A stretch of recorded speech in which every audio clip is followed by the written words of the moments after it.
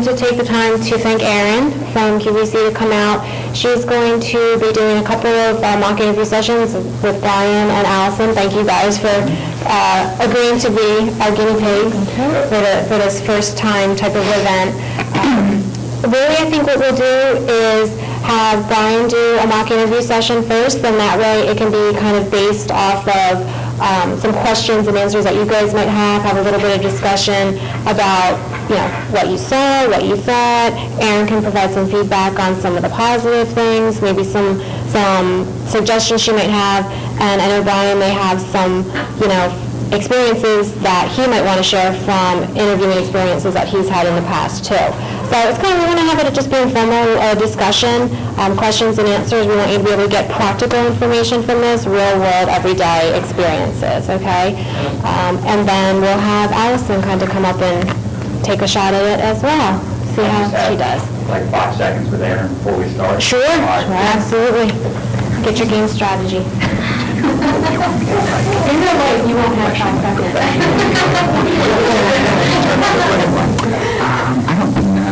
I don't really know. Yeah? Do you want? Yeah, if you're... Okay. I don't think you have to feel bad about anything. We're game planning. So I just want to let you guys know, obviously, to start out with, this is definitely very unique. Obviously, when most of you go to a job interview, you're going to know what the job is. There's going to be questions that are going to be really tailored specifically for that job. So what I thought we would do today, since, two very different majors and not having, have had a phone interview or anything like that already, we would just keep the questions pretty basic. But I think that a lot of times the basic questions are actually what really trip people up, and that you really, should probably go into an interview knowing there's going to be some basic things you're going to be asked, so you can really think ahead of time how to prepare for them. And a lot of interviews now, you're going to start seeing a mix. You're obviously going to get asked questions specifically about the qualifications, but a lot of interviews these days are very competency-based. So, can we see you working in a team environment? Can we see that you're collaborative? Can we tell that you are somebody that would drive for results? Those types of things are equally more important than some of the qualification questions you'll get in interviews. So just wanted to give you a little bit of background about, why we were kind of keeping things very general and open-ended today. So with that in mind, we'll get started. We'll just go through a couple questions. I won't go too in-depth. We'll do like 10-15 minutes, and then we can stop and just, and I'll provide some feedback, like Diane said, and go from there. All right. So usually I would go out and greet a candidate, but this, again, is not how things start. Come on up. All right. And then usually you have all the introductions, and, as a recruiter, I usually start interviews by giving somebody an outline of their day, who else they'll be meeting with, what the timeline looks like, all those basics. So since we don't have that right now, we're just going to jump right into it. So I'm just going to start off with some questions, and feel free to use examples from previous work experiences or school experiences, whatever is most comfortable for you.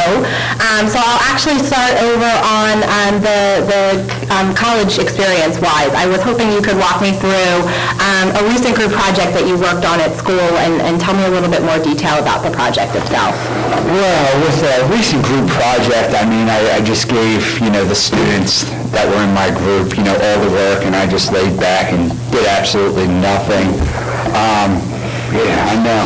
Can I look good today? But I really don't like doing group projects. I'm more like, it's all about me. Okay. So I'll focus more on individual projects and make it perfect, because I am a perfect person. Okay. But I don't really do group projects. Okay. Now, how did the team react when you delegated the work? What was the reaction like there? Well, to keep the yap shut, I just gave them a few dollars and just said thanks, so, yeah. Okay.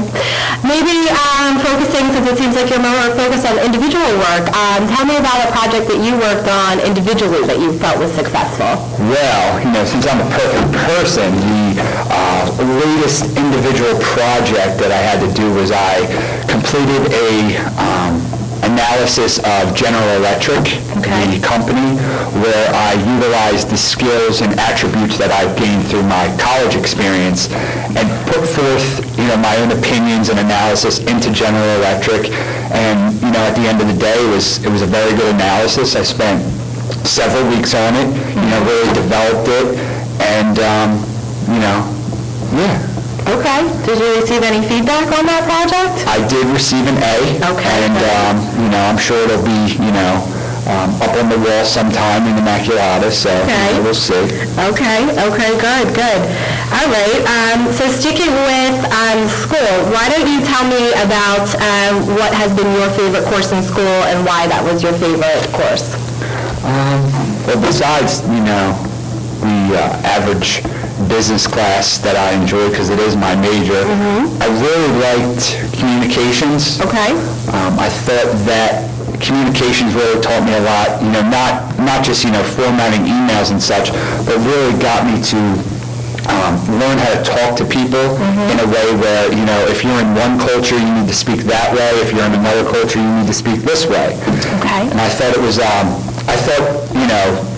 stepping outside of the box instead of just focusing on the business courses, I would have to say that the communications course that I took really, made me learn a lot more than I thought I had. All right, very good. Sticking again either with school or with past work experiences, walk me through a goal that you've set for yourself that you feel like you've already been able to reach. Well, I stepped into Immaculata wanting to do a lot of things, and I accomplished many of my goals. Recently, my one goal was to become the president of the Immaculata Business Club and turn it around because this club really focused more on, looking at a computer screen once a week and doing a stock analysis. And what I wanted to do is take numbers out and have them network with business professionals and, take them on tours of, some of the exchanges, maybe some company tours. And I set forth all these goals. A lot of people said that it couldn't be done, but all the goals that I really set forth that I was determined to accomplish, I accomplished. All right, good. That sounds like a great organization. You mentioned you did some networking events and things like that. Can you give me a specific example? The last networking event that I believe was I helped career development with a career fair last year, where we brought several companies in and had students go in, dressing professional attire, business attire, and just have an informal little meeting, just have a sit down and chat with a representative from that company and just see what their expectations were. All right, good. Well, that kind of leads me into my next question. So it sounds like obviously that's an extracurricular activity you have. Talk to me a little bit about prioritizing your work when you have a bunch of different things going on at once. How do you make sure you balance it to get it all done? Well, that's the problem that I face every day is because I have so many responsibilities that I need to learn how to juggle, school, work, social life, whatever may come my way. So what I do is with, today's technology is I have to create a little notes page on my phone and list all the tasks that I have for the day. And I, complete them, most important to least important. And, I have to do that in order to stay on top of, all the responsibilities that I have. Okay, good. Tell me about a situation you've run into that you feel like really shows your ability to analyze and solve a problem. That's a very good question, Erin. I think in order to answer that question, I would have to talk to you about, possibly the endeavors that I have encountered in the past with setting my goals. A lot of people said that, and this is including, faculty and, professionals that I've spoke with, when I talk to them and they see, I'm only a freshman or sophomore and I'm setting all these goals, they don't know me as a person, so all they're judging me on is that I'm just a college student. And I don't really know that much. But to me, when, a person says, no, I can't do that, or, oh, that's going to be hard, it's like I crave that. I crave that, that negative answer because I want to prove to them wrong. So, with being the business club president, a lot of people said, it's going to be tough to get a job. It was, for me, the biggest accomplishment that, I think I overcame was the business club members were basically all given jobs. Okay. Not jobs, but job offers where there was a selection. And, it might not be what they wanted, but that was something that I was determined to succeed at when I was acting president. So, really, when you look at that question, I could definitely give you several more scenarios. Okay. That's fine. With limited amount of time yes, today. We do. That works well. Yes, we do. Okay, good. So talk to me a little bit about, as you're starting to interview and look for opportunities, what some of your short-term goals are as you, launch a career over the next 1 to 3 years. What are some of the things that are important to you?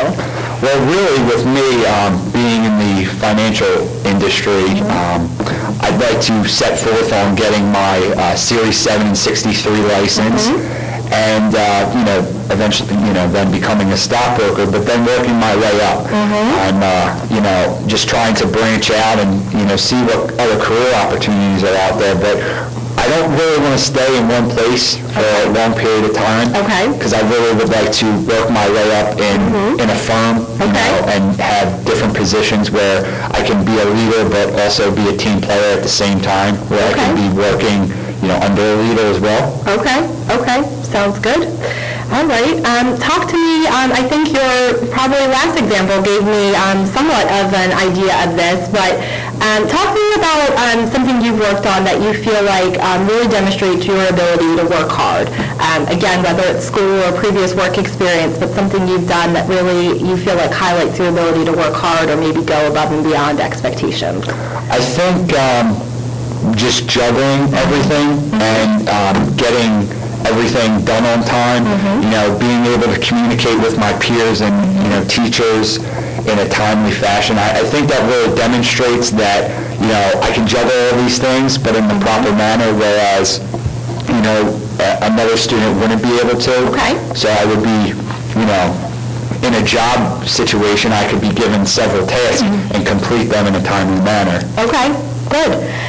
Talk to me a little bit about forming relationships, whether, again, it's in the work or school setting. Talk to me about something you worked on that required you to form successful relationships and how you went about doing that. Okay. I think, many people experience this where, you're in a group setting and there's always someone in that group. Sometimes it can be me, sometimes it can be someone else who just really doesn't want to do the work, and you really count on them to do that work.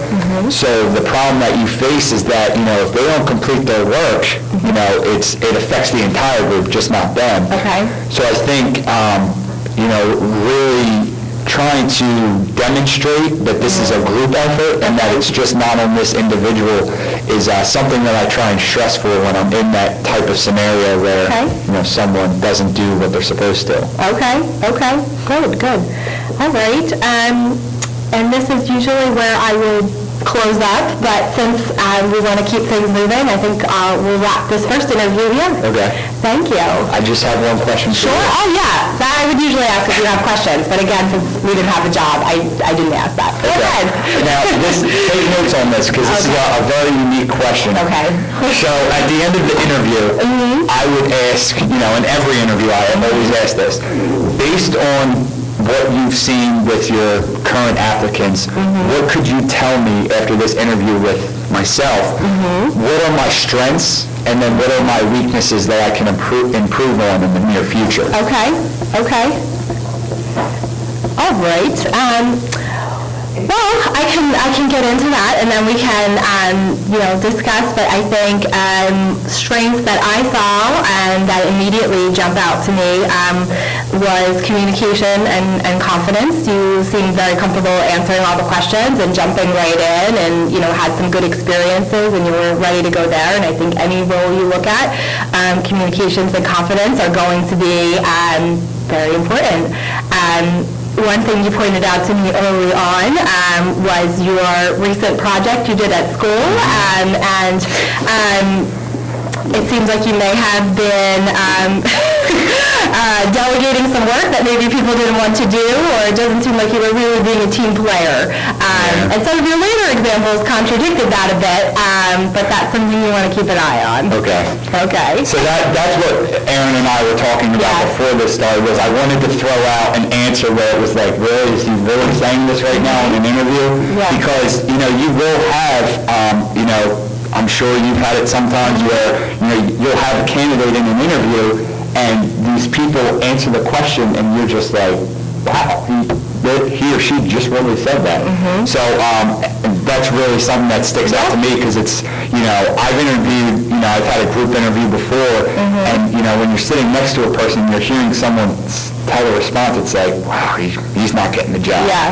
So, and then that last question that question that I asked you is how I got to the job that I'm at now. Okay. Because that question made me stand out versus the 20-something other people that applied for that job. So, you really want to, I know Aaron will get into it, but you really want to set yourself apart from the next guy, because, you'll be interviewing, but there's going to be 50 other people that are going to be interviewing after you. So what, besides your good looks, what sets you out as an individual? What question can you give to the interviewer, to make yourself stand out? Yeah, absolutely. I would definitely say ask questions, even if you don't have any questions. I've had people tell me before, oh, well, I talked to you over the phone and, we went through all of our questions then. Or, I talked to the recruiter and I got my questions answered then, and then maybe you're in with the hiring manager and you feel like you asked, 10 questions already and you don't have anything left. Re-ask a question if you have to. It's always better to ask something than to not. And if you're really stuck, you can always, there's always general things. Asking for feedback, is something you can think about. Asking about the company, what do you like about working here? What's unique about this organization? What challenges have you faced here? Where do you see your department going? There's some of those generic questions that you can ask regardless of what projects are coming up soon. Even if you're not in a business type of scenario, there's still those types of questions that you can really ask that are going to make a big difference. I think what people definitely remember is the person that didn't ask any questions. And it can be unfortunate, because sometimes they might have asked me questions, but if you get into the interview and you don't ask the hiring manager anything, that usually resonates, and that's usually something that's remembered. So, thank you for bringing that up. Thank you. Well, thank you very much. All right. So do we want to discuss some of the questions and answers there, or do we want to do our second mock interview and then regroup? Do you guys have any questions or thoughts just based on that example? Anything that you heard, blindside or questions that Aaron posed? Feedback or thoughts? Yeah, I would just say a couple of quick things. I mean, like I said, obviously, being very confident, being sure of your answers is a huge plus. So that was definitely, good to see. Had good examples. Be prepared. Like I said, you're going to get asked about things you did at college, group projects, those types of things. So that was good information there. And one of the questions I asked that you'll probably get a lot in terms of, what are your goals for the next, 1 to 3 years? What I liked is that you did have some definite goals there. That was good to see. Some people, again, it's something I'm sure everybody's thought about, but sometimes you get asked that question, it's like, I don't know, people go blank, and it's like, oh, I want this job, or I just want to be successful. Having like a specific 1 to 2 things you can talk about, like I think you said, passing Series 7, is that correct? Okay, Series 7, that's a good next step. If you want to work for 1 to 2 years and then maybe pursue a master's degree. Those types of things are good things to talk about. And definitely working your way up, those types of things were good. I would be careful on staying in one place for too long. Some people will take that as you might be a flight risk and you're going to want to work here for 1 year and then you're going to take the best next opportunity. So I don't think there's anything wrong with saying that. I would just, say it as, I would love to work my way up here at XYZ, wherever you're interviewing. So that's just one thing to keep in mind, because it's definitely interesting. Everyone's going to interpret your answers differently. Some people that are really entrepreneurial will be like, oh, that's awesome, I love that. And then somebody somebody that's been at where I work, QVC, for 15 years is going to be like, ooh, so just be thinking about how your answers might play off of, the audience that you're talking to. But I did think that was good to have, some of those specific goals, and then, just be careful again about how you present what you want to do. I've had people in an interviewing for an entry-level job, and they, talk about how they want to be, the next director. And those types of things are great. Like, we love to see ambitious people, but I'm asking you in the next 1 to 3 years, and if you're telling me that you want to be the next director, and, that's maybe a little too much. So good goals to have in the back of your head, but maybe not to share in an interview. And every company is different. If there's more organization, that may be plausible, but there's some companies where it might not be. So, right?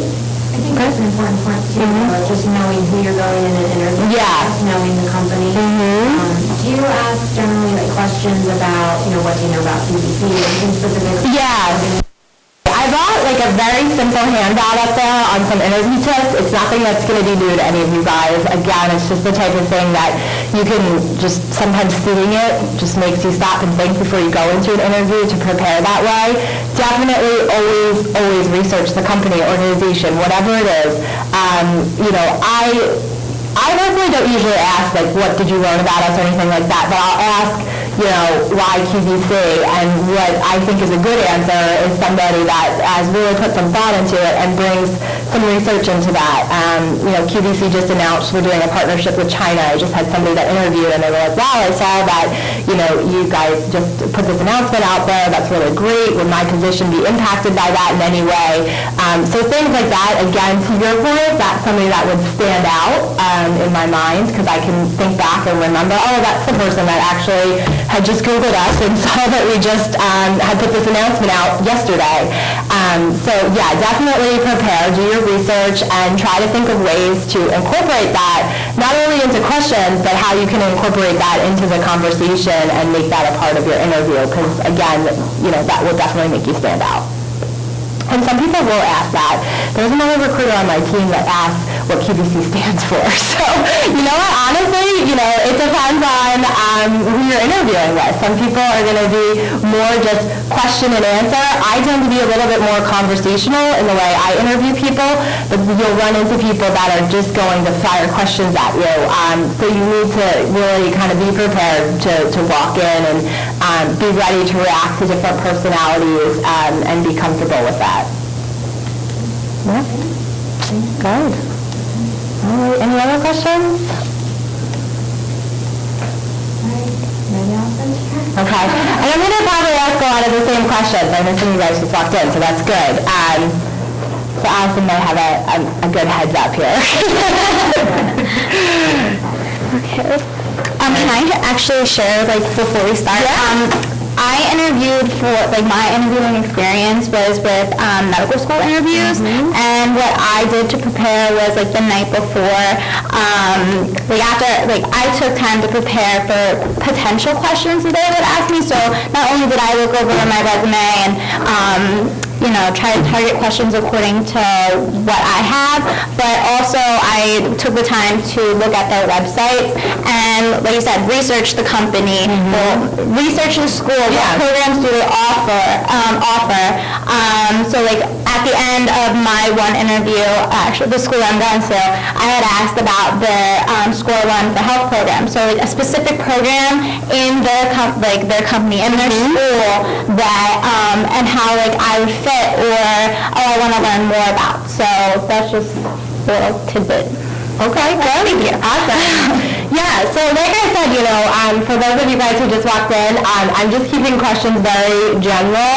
We have business, we have med school, so two very different things. So this isn't exactly 100% how a typical interview would go, but I think some of the really simple general questions really do make a difference and are things that you'll be asked probably regardless of what type of role you are interviewing for.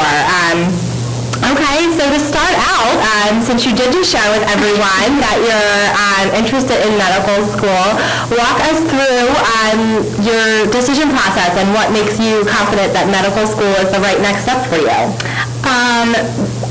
I'm going to actually make that a little bit more specific. Why osteopathic medicine? That's the route that I chose. Was the right fit for me over MD school. Growing up as a child, like my parents instilled in me the importance of health and well-being, and so I grew up, playing outside instead of sitting in front of the TV, eating my fruits and vegetables, and so I had that background, and knowing that I wanted to go into the medical field because having an anatomy and physiology class really inspired me to push myself. And then I got into chiropractic and decided that I wanted to go further. And DO, which is Doctor of Osteopathic Medicine, they focus on the body as a whole and the interconnection. So instead of focusing on, I have a cut here, ow, it hurts, well, how is that impacting your whole arm? Well, you're going to have a hard time opening cabinets. It impacts more than just, I have a cut. So growing up, and like I said, with having that family background, I knew osteopathic was the right fit for me because I look at the body as a whole and value the importance of health and well-being. Good. Okay. You mentioned your anatomy course. One of my questions was going to be what was one of your favorite courses in your undergrad, and talk to us a little bit about why that was one of your favorite courses. Sure. Actually, my anatomy and physiology course I had in high school, but also that I had a mammalian structure and function class here, and that was very, very similar to the course I had in high school.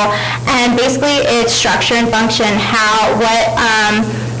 what this does in the body and how it impacts the rest of it, which goes along with my osteopathic philosophy. So it is ingrained in me, and I feel like that's where I belong. Okay, good. Well, I'm sure you probably had a very demanding course load, and obviously that's something you'll be looking to continue. Talk to us a little bit about balance and how you were able to balance, demanding course load and still stick to some of the deadlines that you have. Sure. If you ever get a chance to look at my planner, it is completely highlighted, scratched, checked off, you name it. Basically, I focus on my time constraints first. So if I have an appointment, obviously that's where I'm going.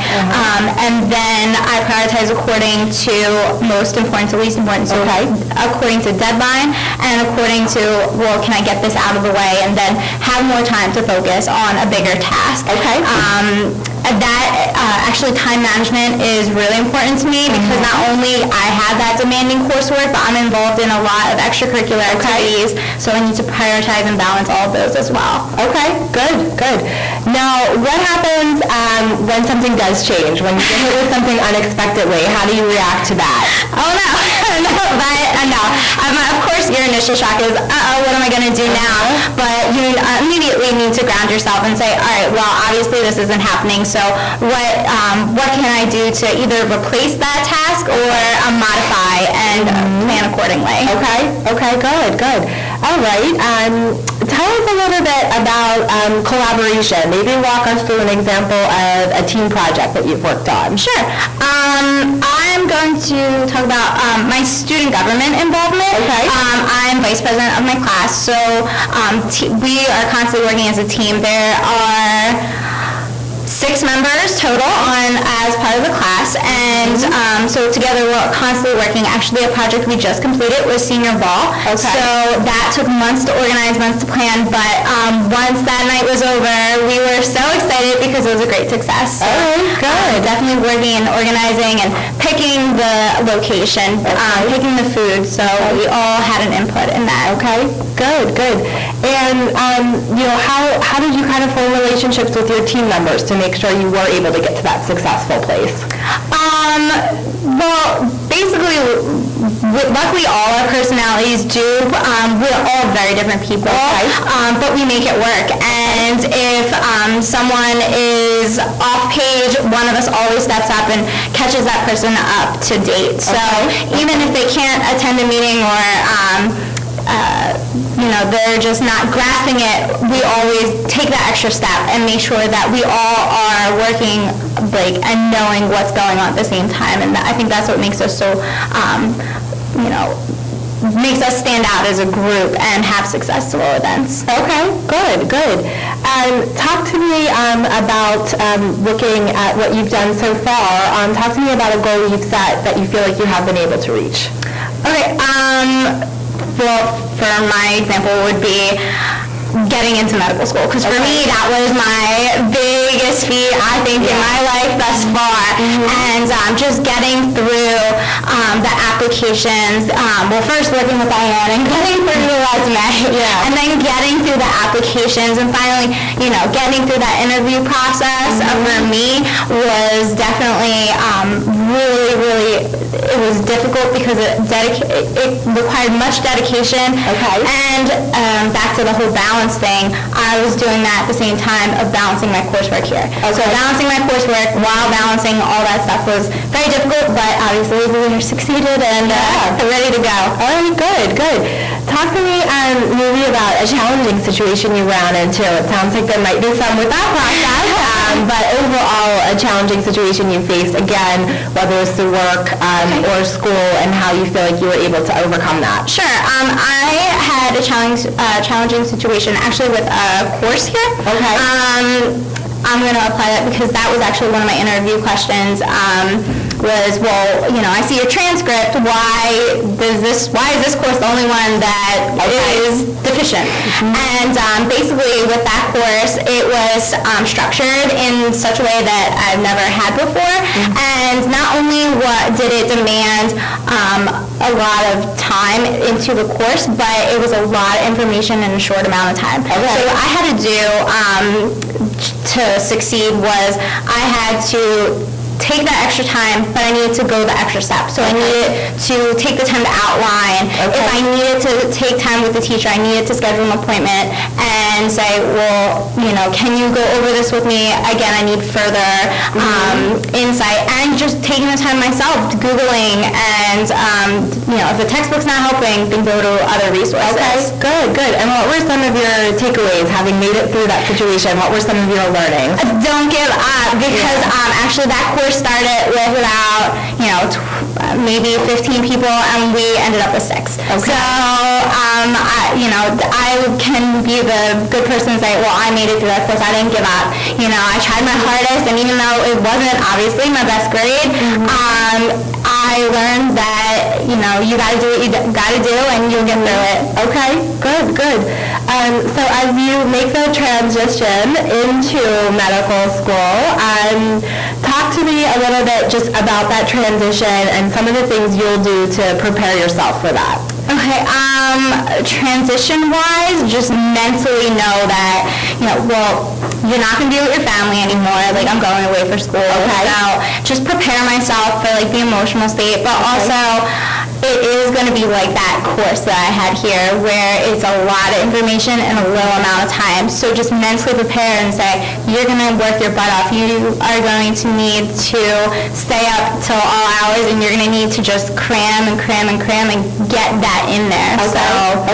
Just your mental preparation would be the best advice. All right, good.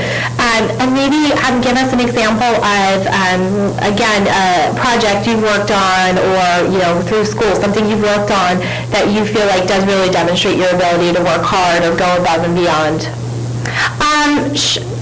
Sure. One event that I planned here was cotillion, and that was my sophomore year. So we, as a group, we put in so much and wanted to make it better than ever, and we can happily say that we did. We had the most attendance out of all the years at cotillion, and we're able to raise and donate those funds to charity. So, I personally put in the time for the advertisements, and so people knew about the event, and then again, as a group, we all spread the word of mouth. People this is what's going on. So good. And what was some of the feedback from your peers and people attending the event? The end of the night, so the event closed at 12, and the DJ's like, all right, we gotta, wrap it up here, and the whole audience, sighed, and then we are turning the lights on, and people are still dancing. Okay. So, to us, we heard feedback outside, but that was really good feedback, just immediate, that, everyone's still dancing, and we're telling you to get out, and no one wants to leave. So, that was definitely put a smile on all our faces. Okay, good. Talk to us again, example-wise, about something you've worked on that did require a lot of attention to detail, and maybe how you handled that. Attention to detail, okay. A lot of the stuff that I do is detail-oriented in my personality. My personality is to cover all aspects. Okay. So I guess even for, just on a side note, even paying attention to detail would be do your research for your school, do your research for your interviews, because that question or that one little detail is what's going to set you apart. Okay. All right, good. Well, since we don't have that much time left, I'll let you wrap up now. So thank you. Thank you. Yeah. Thank you. All right, good. Well, I also had absolutely no prep at all. Really, no one did. So thank you for that. And like I said, it's definitely different. I don't interview for medical school entrances, so I'm sure that's not typical of what your interviews look like. But yeah, to your point, some of those general questions and just being prepared definitely really helped. Some of the things I just wanted to point out that I think went really well is I actually really liked your example on the challenging situation. That type of question you'll get asked probably no matter what. Some people ask for weaknesses. I don't like to say that. I usually like to ask for what are your opportunities or what challenges have you faced. And I like that you gave a very real answer. I think a lot of people have been coached to spin something that's really not that bad into that example, but quite honestly, everyone will appreciate a real-world example, whether it is school or from a work experience, and how you capitalize off of that, and they'll be able to tell the honesty in that a million times better than saying sometimes I'm too organized, or sometimes I just try to do way too much. So those types of things, that may be true. Some people might be like that. But I think those are kind of those coachable things that we've heard people tell you to say, and that they're really not the best examples. So yeah, giving an example of something that really maybe didn't go how you wanted it to was definitely really helpful. And then when I asked you from the learnings off of that, I think that was really good as well. I think that's something, and I kind of did this when I was talking with Brian a bit as well, is that sometimes you'll get asked a question and then they'll start poking more questions into that question. So really be prepared to back up what you're saying with details. And if you start using an example where you don't have that information to back up, try to think about that ahead of time. What are some things I can talk about that I know I can talk about for a lengthy amount of time? Because if you start getting hit with multiple questions and you're not prepared with more than 2 seconds of information, that's going to be, a problem. So yeah, to really have thought it through is very helpful. And to your point too, it obviously sounds like it was a challenging class where it went from 15 down to 6 people. I think that type of information is good to share as long as you keep it in a positive spin, which I think you did. But oftentimes another thing that will really stand out in interviews to me is people that focus on the negative. The instructor was terrible and all these people dropped out of the class. That would be a bad way to present that, and that's a little extreme. But, I've interviewed people at work before, and it's my manager left, so then I got stuck doing this job still, or I ended up with these job duties, and this wasn't really what I wanted to do.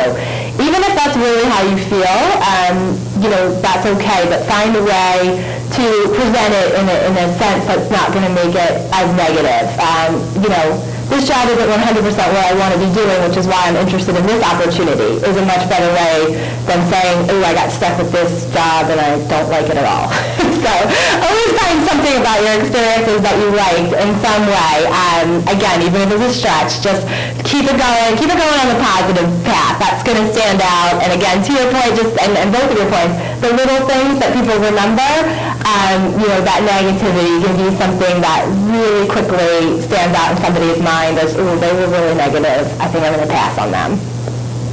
So, one question that I had during my interview that sticks with me to this day was, what do you fear the most? So I wasn't that, I was ready for the weaknesses, the strengths, but fearing the most, it kind of caught me off guard, but I was able to, that's the score I got into. So obviously I answered it okay, but think of those questions, prepare yourself, because they're going to ask you. Absolutely. And you're probably, no matter how much you prepare, you are always going to get something that throws you off. I think they asked me when I interviewed at QVC, what motivates you? And, I can stop and think about that, but that is one of those so open-ended questions. When you first get asked it, you're like, ooh. So if those types of things happen, it's okay to take a couple seconds and say, I think both said at one point, oh, that's a good question. Just say, oh, good question, and, do you mind if I just take a moment to think about it? I think that's 100% better than just starting to ramble. Because I think when you don't know what you want to say and you just start talking, that's when you get yourself in trouble, and you might be saying good things, but you're not answering the question. So if you are totally caught off guard, I know it feels uncomfortable, especially if you're just in an interview with one other person, but just say, oh, that's a good question. Let me think about that for a second. That way, when you start talking, you're confident in what you're saying, and you're not just rambling to fill up the space. I think that's a big thing that happens a lot of times, is that people are uncomfortable with silence. I'm even one of them, but you have to let it happen sometimes in order to collect your thoughts and proceed with a confident answer. Thank you. Yeah, thank you. Were there any other, I have some more information and things I can talk through, but I'm, mostly curious to see what your guys' questions are, or if there was any feedback from any of the interviews we did, or if anybody else has other interview experiences or questions or things like that they ran into and just wants to share. What if the person who's interviewing you, you can clearly see has a lot of negative energy, and it's not positive in the interview? Yeah. How do you deal with positive spin? Yeah, that will happen. I've even had feedback from, internal interviews that have taken place at my company, and the person come back to me and they can say, I just instantly could tell that, whoever it is, they didn't like me, or they weren't impressed, or it seemed like it was already a no before I started talking. There's not a ton you can do other than just keep, like I said, just keep staying positive and keep getting across what you want to get across. Some people have that type of mentality in interviews, is that they just want to go to an interview, and they kind of do. They turn off their personality because they just want to get through. Some people, the way they do interviews is they have 10 questions, and they're going to get through those 10 questions, and they're not going to react to anything you say. Even if you say something really great or if you say something really bad, they'll give you no reaction. That definitely happens. Some people have that type of personality, or that's just kind of how they've trained themselves to do interviews. I wouldn't ask them. I wouldn't say, oh, is this going okay? I wouldn't bring it up. I would just keep going. As long as you kind of keep your energy level and your positivity there, and you're giving good examples, that's really all you can do in those types of situations. But I would, just keep in the back of your mind that might not really be what that person is like. There could be other factors. They've just been having a terrible day, or that's just their interview persona, is to just kind of come across as blank. And that, you could still be having a really good interview. It's just tough to tell because that person isn't giving you any feedback back. That's definitely a tough one, though. Anything else? Yeah. What's the one thing that you can say QVC looks for in a person? If you could just say, one thing. Is it a team player, getting the job done? Or? Yeah, QVC, we definitely look for a lot of things. We have a very unique culture. So yeah, I would say that collaborative piece is probably, for our company, probably the most important. And there are some roles that are at QVC where you are still very individual and it's, more data-driven. But if you can't work well with the other people at QVC, that's going to hinder your career path regardless of what position you're in. So I think, the top thing we look for is somebody that we see doing well in our culture, and obviously there's a couple different things that make that up, but I think that teamwork is key, and if we're not getting a sense that we're going to trust you to, go into a meeting and be able to work with your colleagues, then that's going to be an issue. And every company will be looking for, something different. Some companies, like I said at the beginning, are going to be really, really focused on the qualifications. And there's nothing wrong with that. So definitely prepare for that side as well. And, have just read the job description, know what you're going into. But, a lot of companies these days I'm seeing, and, I don't know if you felt this way on, your school search as well, they're definitely getting more into like the competencies and examples and seeing trying to get more of a feel for how they would see you reacting to things and getting more of a sense of how they could see you fitting in versus, just testing you on some of the qualifications.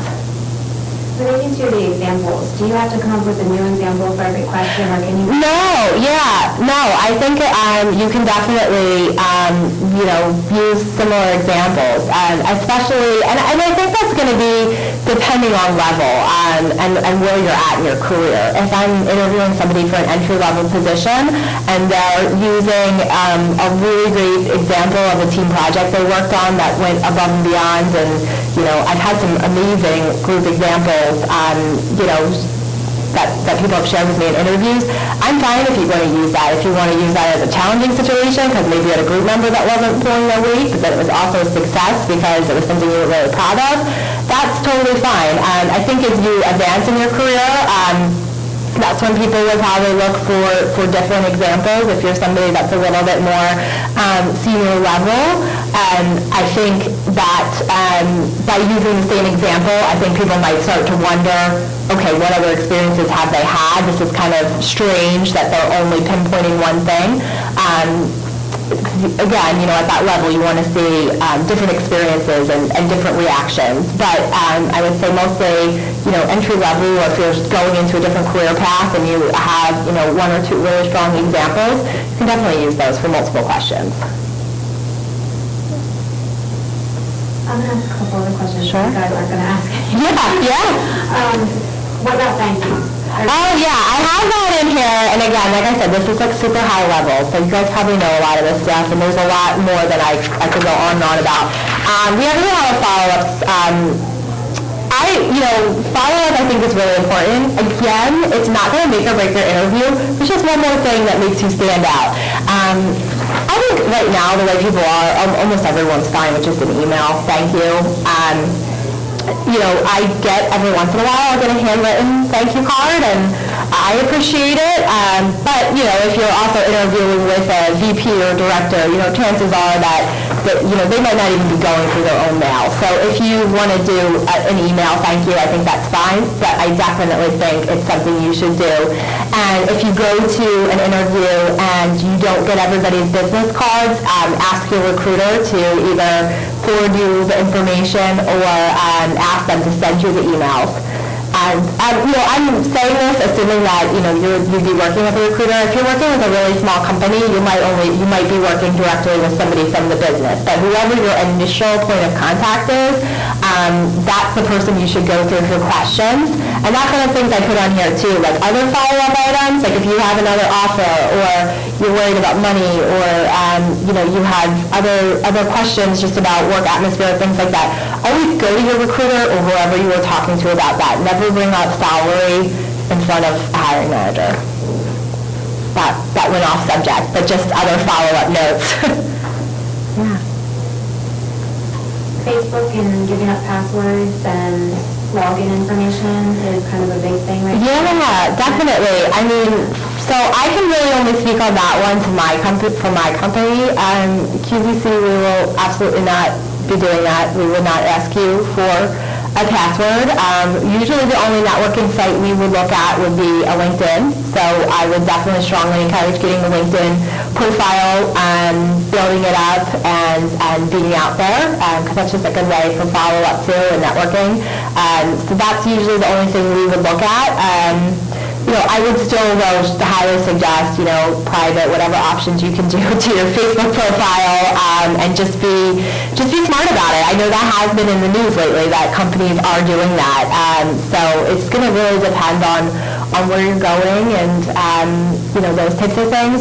I've recently been recruiting for some communications positions, so one of the, things that is really important is social media. So, if you're going for, a PR position, you probably should be on Twitter, and what you're tweeting about should be, not all totally personal things. So, just be conscious of it. From my company's perspective, we're not going to be out there searching for you on those sites, but be conscious of it, because depending on the position and depending on the organization, they might be. So it's always better, things like that where you're unsure of, it's always better just to be more cautious. I mean, why not? Doesn't hurt. And Dr. Ferner is doing a protecting and professionalizing your Facebook workshops too, if you want to attend them. Yeah, definitely. Yeah, those types of things, I mean, that kind of goes along with a couple of things. Like if you're ever unsure, just go the most cautious route. And that goes to attire too. Like if you're unsure, all right, do I really need to wear a suit? I don't know, do that over coming in jeans. I don't think anyone's showing up in jeans, but you'd be surprised. And again, those are the types of things that shouldn't make or break your interview. It's really more about your skill, but you want to be conscious of what presence and what you're leaving behind as your image as well. If someone included a link to their LinkedIn on their resume or an online portfolio, do you look at that sort of thing, or how often? Yeah, definitely. So that's actually a really good question. So if anything you include on your resume, obviously assume that someone's going to look at it. Often I would just usually look at LinkedIn. If you have a profile, if you have a portfolio, I may look at it, but if it's something really specific, I usually pass that on to the hiring manager. If it's a position in creative or graphic design or something like that, and you want to link to a portfolio, I may not check that out, but I would pass that on to the hiring manager. And I think including the link in your resume is actually a really great tip as well, because oftentimes the way you're going to apply for most jobs now is obviously by applying directly to that company's career sites, and depending on what their applicant tracking system looks like, if you're trying to upload images or, again, I'm just using graphic design because that's probably the easiest example. If you have a couple PDFs you're trying to include on there, depending on how the system is set up, they might not go through correctly. I know it's actually a big concern with our system right now. So putting those links in your resume is probably the best way to handle that situation, because that ensures that regardless of what you attach, not to say that you shouldn't attach anything, but regardless of what you do, if you have the link, someone can find you directly that way.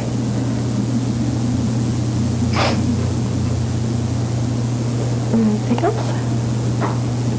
Any questions, comments? Anything else? No, like I said, take one of the interview guides. It's, like I said, interviewing pointers. It's very, very simple, but it's just all good stuff for you to think of.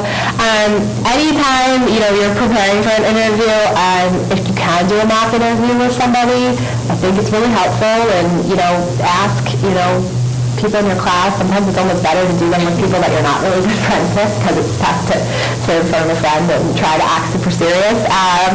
So yeah, just prepare as much as you can.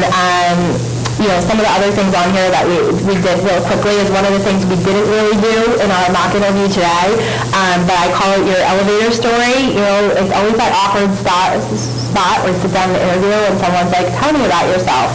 And I despise that question, so I don't ask that, but you'll get asked it, or even if you are going on a long walk with your recruiter or hiring manager and you have to start doing small talk, even those types of things, you want to be natural, but start thinking, what would I want to get across in that time period? really just preparing as much as you can. I think it's really the key. So, yeah, pick up one of the interview pointers. For anybody that might not be graduating, we did include, I did also bring some information on QVC internships, and we have our QVC career cards and pens. So pick up any of that stuff, and if anybody, does have any follow-up questions, feel free to let Diane know, and then I'd be happy to help out as well. Yeah. My students would be interested in being a friend on LinkedIn. Oh, yeah, definitely. Yeah, sure. LinkedIn away. Like I said, we're all good. Careers are all good with LinkedIn. So I'm under Erin Worrell, WORRALL. Already requested you. All right. Absolutely. Yeah, and like I said, if you have any follow-up, like if this just gets you thinking about things, or if you're getting ready for an interview and you just want to send any questions to Diane, feel free to, if you want to forward them over to me, we're happy to help out. Good. Thank you. Yeah, thank you guys. Thank you especially for you guys helping out. That was awesome. Thank you. Help yourself through run and indicate that you were here as well. That would be helpful. Yeah, no problem. Thank you. I do, yeah.